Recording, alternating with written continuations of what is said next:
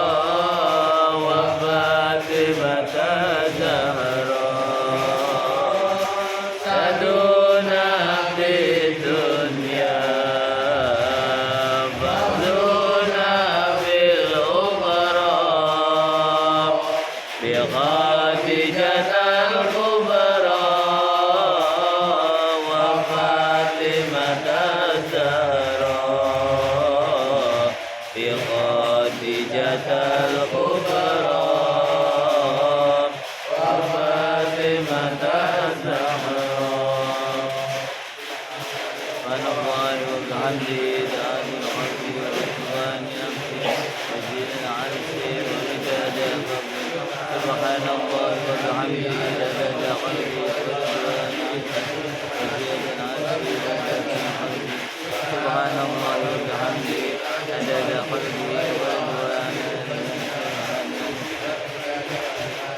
سبحان الله بكل ميزان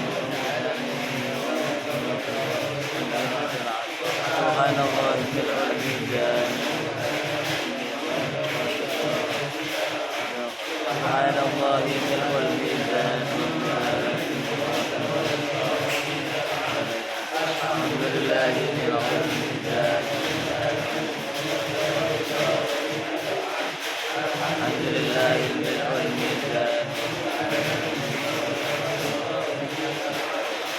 الحمد لله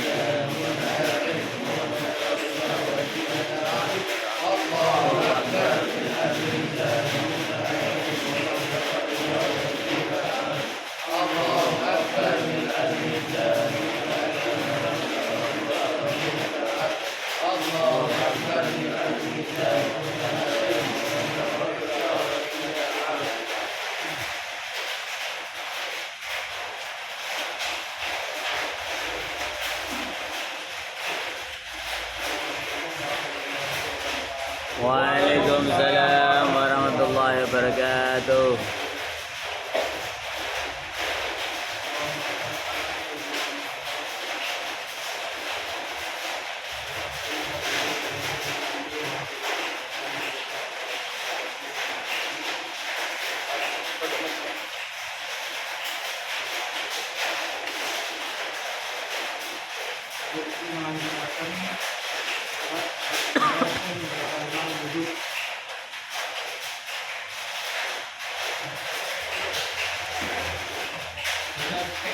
Batalkan wudhu itu sudah kita pelajari, ada 5.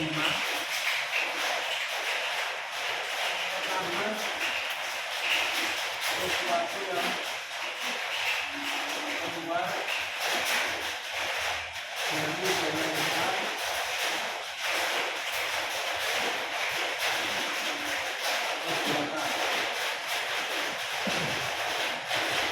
Kedua, tidur.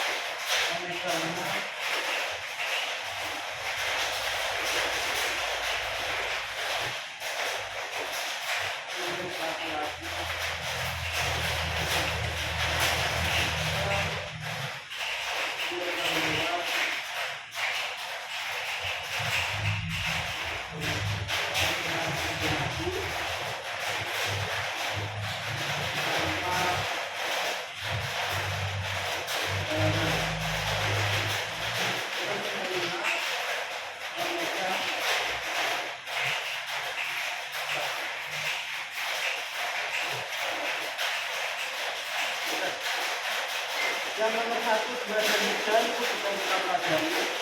Jadi minggu lalu protokolnya pas penyemangan itu. Selesai. Ini kan cuma setengah jam dok.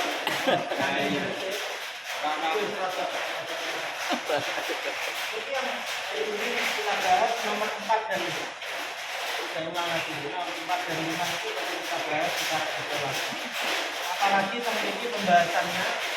Ini adalah menunjukkannya kulit laki-laki ke kulit perempuan yang ajnabi tanpa halangan. Jadi dari kata-kata ini yang termasuk itu dari misalnya awak dewe sebagai laki-laki kalau memiliki perempuan yang ajnabi tapi ada halangannya atau ada penghalangnya, maka itu bisa membatalkan wudhu. Walaupun penghalangnya itu tipis sekali. Walaupun penghalangnya itu apa Tipis sekali. Nah, itu tidak membatalkan wudhu. Jadi misalnya wudhu terus sejenak, berkenaan sejenak seperti ini, tapi ada penghalangnya kan? Nah, itu tidak membatalkan wudhu. Jadi alat ini juga, misalnya alat dulu itu apa? Yang kita pegang itu adalah perempuan, yang ajnabi itu tidak. Tapi kalau yang mahram itu tidak, Tidak batal. Nah, ini itu sempat wonten koreksi seperti itu. Jadi sebenarnya mahram itu kan banyak. Ada mahram yang dari nasab atau keturunan, yang dari Perkawinan. persetujuan, atau mahram yang dari pernikahan. Ya. Atau mahram yang ini terakhir ini. Jadi kok awak dhewe haram menikahi istri-istrinya Rasulullah. Itu juga disebut mahram. Karena mahram itu adalah orang yang haram untuk Nikahi. Nah, kemudian untuk tambahan, mahram itu perlu kita bagi menjadi dua. Yang satu itu adalah mahram yang abadi. Ada juga mahram yang sementara. Yang abadi itu siapa? Misalnya mahram abadi itu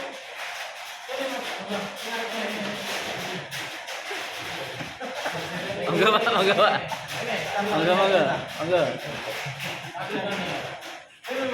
Maju, maju Mas, monggo. Monggo.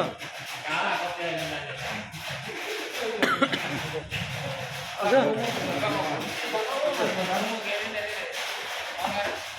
Lanjutkan mulai. Monggo Pak. Mahram ini kan dibagi menjadi dua. Ada mahram abadi, ada juga mahram yang sementara. Yang abadi itu seperti ibu kita. Itu kan tidak bisa hilang statusnya. Kemahramannya itu tidak bisa hilang. Kemudian saudara perempuan kita, kakak atau adik, itu semuanya mahram yang sementara. Terus mbah, terus bude bule, itu semuanya adalah mahram yang abadi. Nah, ketika awak dewe kecekel karo mahram sing abadi niki, itu wudhu kita tidak batal. Ulang lagi ya. Ketika awak dewe kecekel wudhunya awak dewe kecekel mahram yang abadi ini, maka wudhu kita tidak Batal. Tapi kalau ketika kita habis wudhu kok kecekel mahram yang sementara, maka wudhu kita batal. Misalnya sampean baru wudhu, memang awak dewe niku mertua niku mahram. Ketika awak dewe nikahi perempuan, terus barang misalnya Ramadan nikahi wong wedok, delok mertua kita yang rokok anu lho.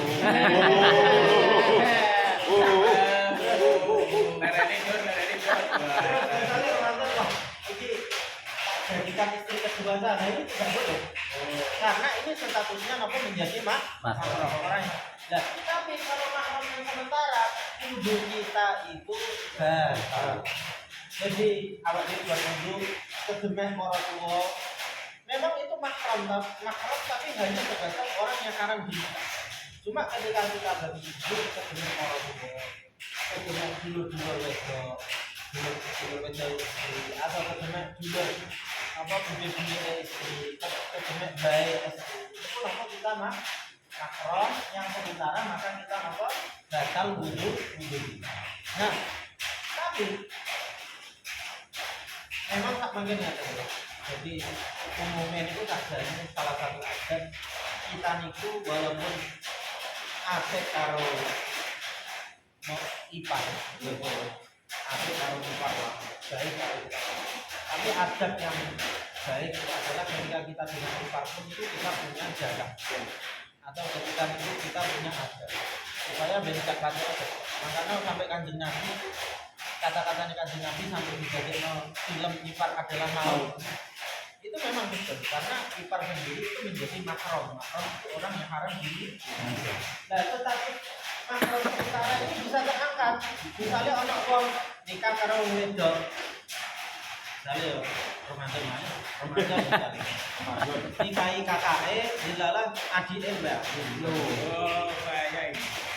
terus aku model ternyata dia mbak ini kok aku tak saya yo misalnya aku tak pegat komisi terus aku tak nikah karo adiknya lah itu harus ono gaji gitu. Jadi harus status suami istri itu harus nopo putus supaya itu bisa nopo menjadi halal atau menjadi ajnabi bukan menjadi nopo mahram. Oke, jadi nilai-nilai ada mahram abadi, ada mahram zaman. Yang mbak itu misalnya salaman itu kalau dulu asli ya bukan salam. Tapi nek kalau dulu nopo bandai di salam. Itu nopo enggak. Tapi dia ketika di salaman ya kepala dulu. Kalau apa ya kalau tak salam. Dan pantasnya lah masalah. Sampai Aku.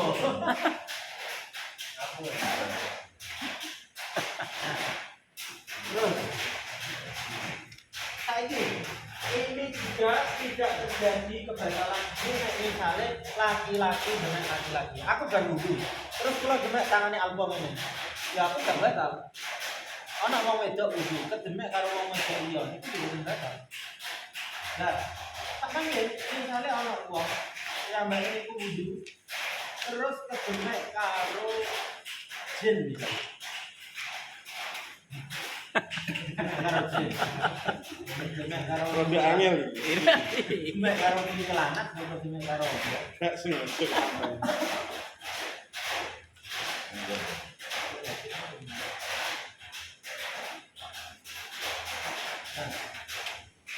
misalnya waktu bilang yang baca wudu terus kemudian karo bangsa jin itu juga nopo membatalkan wudu senajan bangsa jin tersebut itu tidak berupa manusia tapi statusnya ya bagi apa perempuan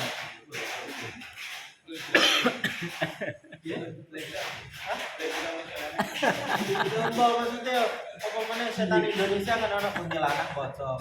Tak boleh dari desa saya ini. Perlu aku sih berapa bulan. Nah, terus yang perlu ini malih. Berarti yang tersentuh itu kulit dengan kulit. Misalnya kulit dengan rambut, kulit dengan pakaian, kulit dengan gigi, terus kulit dengan apa kuku itu tidak membatalkan apa wudu.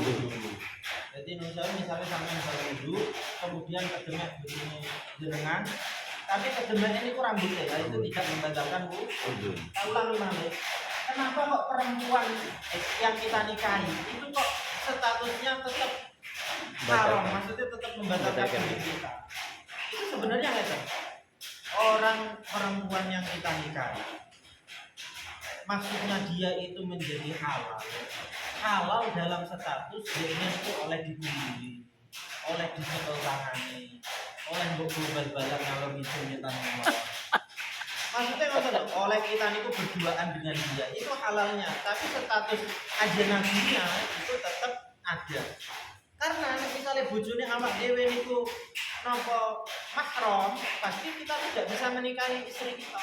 Jika misalnya kalau istri sampean niku mahram orang yang haram dinikah, tentunya sampean tidak bisa menikahi istrinya sampai sampean. Dan karena istri sampean niku ajnabi atau orang lain bukan mahram, maka bisa kita nikah. Maka no, mahram itu adalah orang yang haram dinikah. Ibu orang oleh nikah. Minane sama kita dari ayat Allah Rasul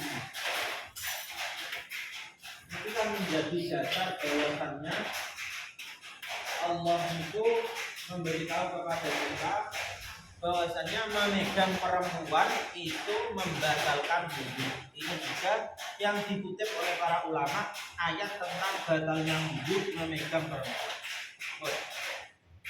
Dan ulama sepakat nisa yang ada di sini tentunya nisa itu artinya perempuan. Nisa itu artinya perempuan. Ulama sepakat nisa yang ada di sini itu mungkin untuk sampun kembalikan kita ulang malu Nisa ini kan adalah perempuan. Tapi ulama sepakat karena di sini ketambahan alif dan lam ini. Tentunya di dalam grammar bahasa Arab, nek misalnya ono lafaz kemasukan al ini lafaz tersebut menjadi khusus, jadi tidak umum. Misalnya sak dunia iki sing jenenge alko sak juta wong misalnya. Tapi nek misalnya awak den ngomong alko tambahan al taklim, maka itu ada seseorang yang kita maksud. Misalnya rojul itu laki-laki. Seluruh manusia yang ada di laki-laki yang ada di dunia itu namanya rojul. Tapi kalau kita tambahin al-rojul, itu berarti ada laki-laki yang kita maksudkan. Oleh karena itu ulama juga sepakat kalau maksudnya di sini di lafaz Nisa ini menjadi lafaznya yang awalnya umum menjadi khusus. Nah, khususnya bagaimana? Tentunya ulama juga menerangkan yang dimaksud di sini adalah perempuan yang menimbulkan syahwat. Jadi ini dulu apa nyeritakan dengan lebet jadi normalnya menungso itu sakjane nek karo mahram niku boten syahwat. Ono anak delok ibuke payune kaya apa? Normal menungso itu boten syahwat. Sakjane ngoten. Karena memang itu sudah fitrahnya manusia, dia itu tidak akan syahwat atau tidak akan kepengen dengan ibu. Berarti ini sak mungkin ono kasih satu bapak karo anak atau tujuh kanan kalau tujuh besok dan lain sebagainya. Itu berarti sudah keluar dari batas normal. Mas Bambang ya. Sampeyan misalnya dua ibu wayu, maksud sampeyan yang pengen nikah. Itu ayo. Ya kan tentunya kan tidak. Apalagi yo apa namanya seperti ibu, bapak. Nah, jadi normalnya manusia itu memang syahwat itu keluar ketika di bukan mahram atau di ajnabi. Oleh karena itu sepupu, misalnya aku dulu sepupunya pengaji, soalnya aku itu kepingin, sepupu itu sudah bukan mahram. Kita itu boleh menikahi sepupu.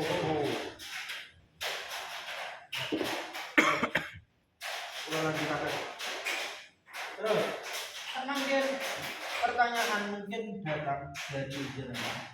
Bagus, kalau nanti direng dari ada salah satu ulama atau ustadz itu mengatakan bahwasanya Sayyidah Aisyah pernah memegang Rasulullah ketika Rasulullah sedang sholat. Sayyidah Aisyah kan istrinya Rasulullah. Ketika memegang Rasulullah dalam keadaan sholat, ternyata Rasulullah tidak membatalkan sholatnya. Rasulullah menyelesaikan sholatnya sampai Rasulullah selesai, tapi Rasulullah tetap menegur Sayyidah Aisyah. Apa itu Aisyah, kita mau kelakuan mergo setan sing lewat ning kowe gitu. Jawabannya seperti itu. Nah, kenapa kok ada hadis itu?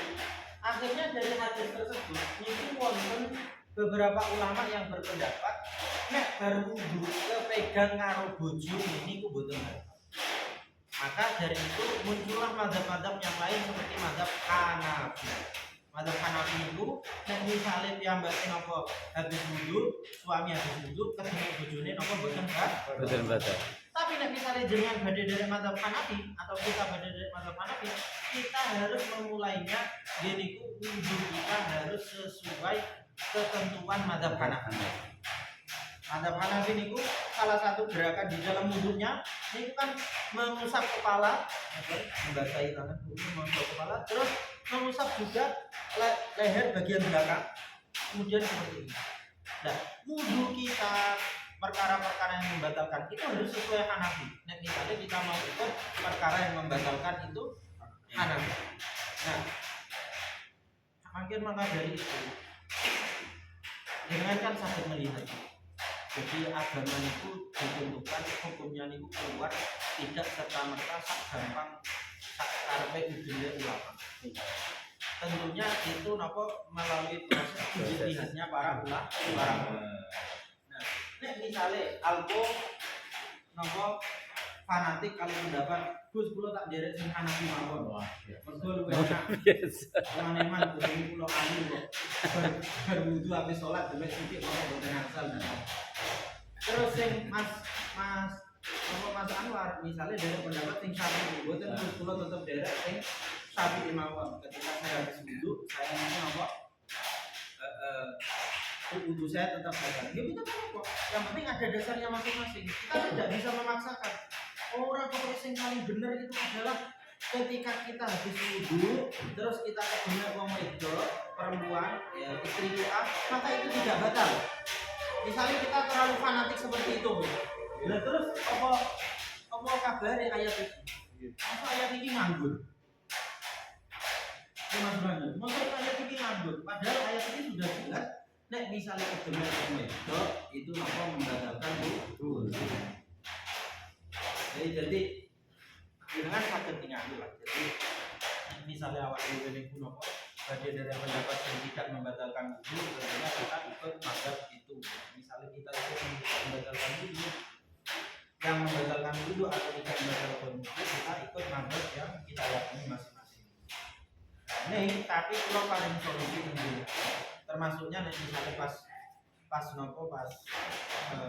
tawaf itu hukum orang yang habis wudu terus kedemek perempuan itu kan ada 3.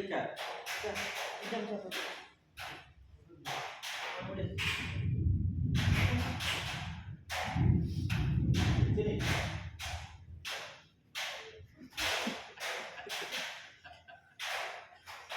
Nah, tak panggil wonten 3 hukum di dalam mazhab Syafi'i yang kita niku sakjane mboten usah pindah ke mazhab lain supaya ngaten nggih memang ulama niku ulama sing nderek teng mazhab Syafi'i niku kata-kata ini menunjukkan seperti ini. Nek misalnya di dalam mazhab kita itu masih ada pendapat yang membolehkan, maka sebaiknya kita niku tidak kesusu pindah mazhab. Maksudnya digolek-golek lah pendapat-pendapat itu. Nah, jadi misalnya yang pertama. Waalaikumsalam.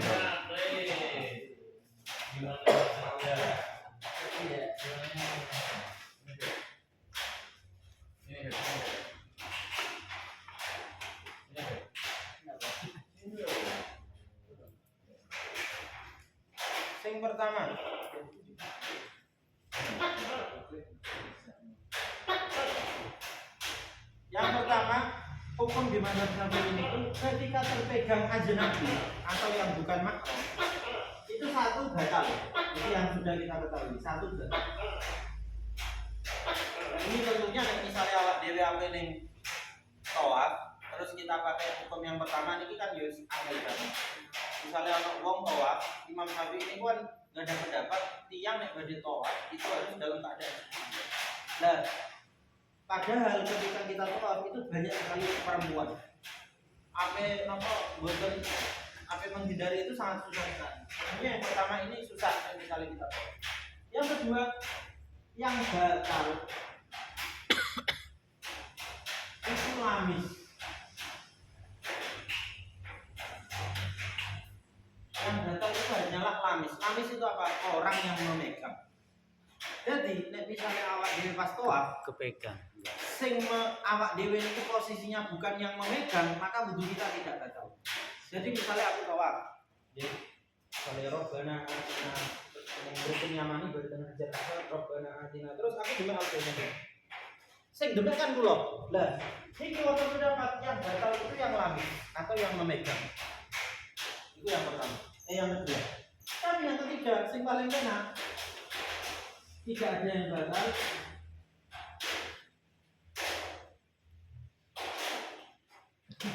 Lamis atau malmus. Kita tinggal kejayanan mas lamis taruh malmus. Malmus. Tanpa syahwat. Nah, iki sing angel. Tanpa sahabat. Nomor 3, tidak ada yang batal walaupun yang lamis yang memegang atau yang dipegang, tapi syaratnya kudu tanpa syahwat. Dan tidak oleh misalnya tawaf delok wong Turki wayu terus aku iki wah. Karena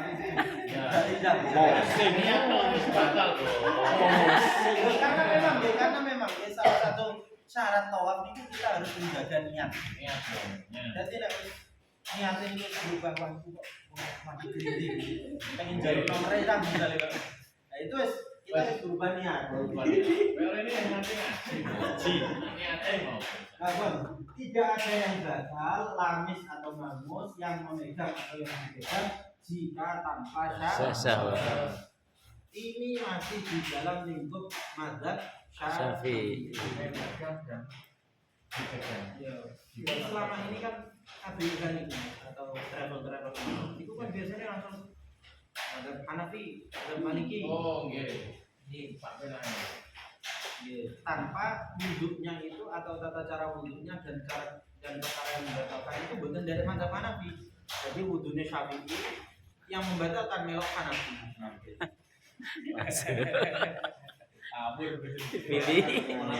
Dipilih. Oplos. Ya plus. Ternyata tadi Wasite.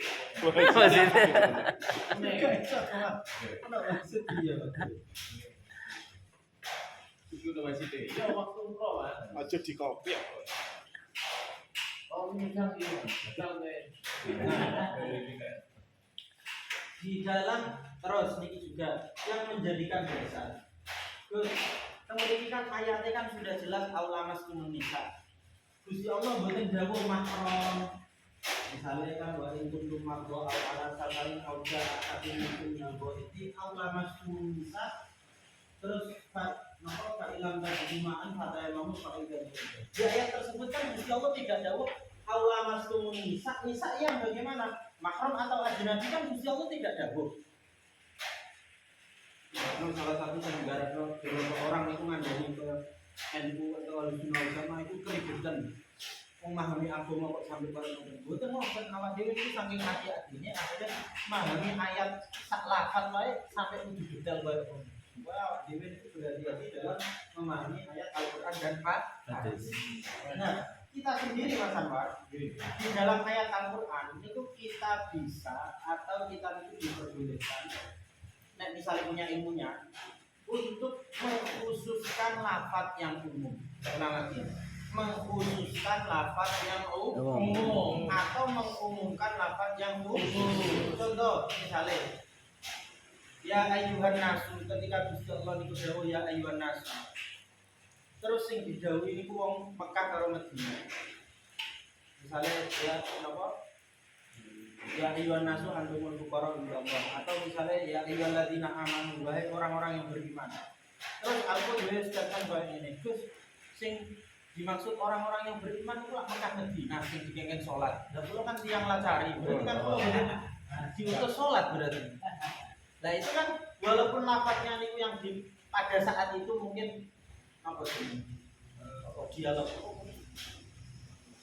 mukhatabnya orang yang diajak bicara oleh Kanjeng Nabi pada ayat saat itu turun itu mungkin orang Mekah atau Madinah, tapi ayat tersebut bisa kita gunakan untuk kita semuanya. Berarti kita orang Islam. Nek koyo ngono berarti kan awak dhewe sebagai wong Kristen kan gak wajib berarti kan sholat gak wajib, masuk gak wajib. Mergo kan pada saat itu ayat itu turun kepada wong Mekah Madinah.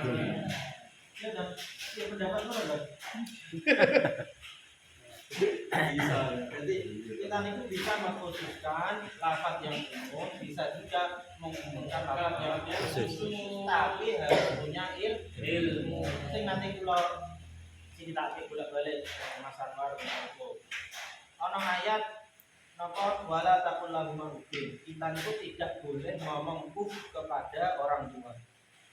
Bahasa Arabnya kan uf itu nek diterjemahkan atau ayat itu nek diterjemahkan di Quran terjemah Indonesia itu maknanya a. Terus baru bintang menyebut nek sing dilarang iku nopo a. Berarti kalau nek ngomong kali bapak kula jago boten nopo-nopo. Aja ngono. Utawa ngomong boten nopo-nopo. Karena itu kan tidak dilarang. Misalnya jong ngomong gula, apa?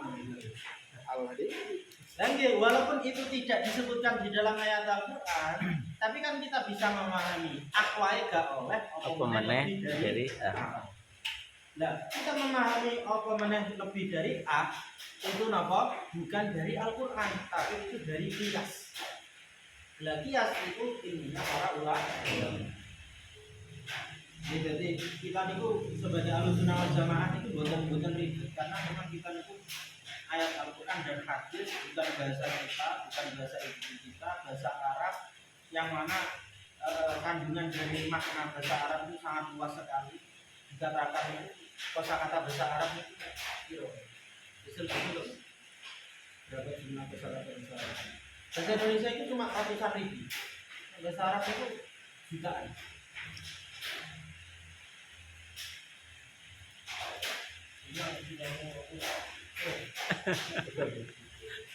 Dua belas juta. Saya tulis kosakata bahasa Arab dari bahasa Indonesia.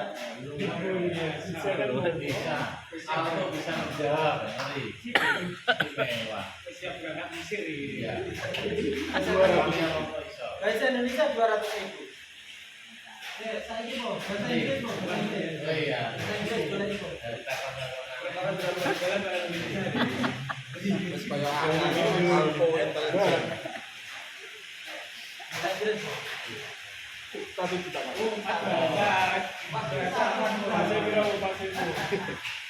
Berarti kan betapa kayanya bahasa Arab. Misalnya kita hanya memaknainya dengan terjemahan bahasa Indonesia kita, tentunya itu bisa. Boleh. Yang terakhir yaitu memegang farji. Farji ini artinya Kelamin. Nah, tapi walaupun ini bahasa Indonesia, misalnya dia dengar, tapi dia mau kemaluan, itu bahasa Indonesia. Arab tak mau beli barang, ajin tak boleh. Kemaluan di dalam bahasa Indonesia itu kan Arab tak.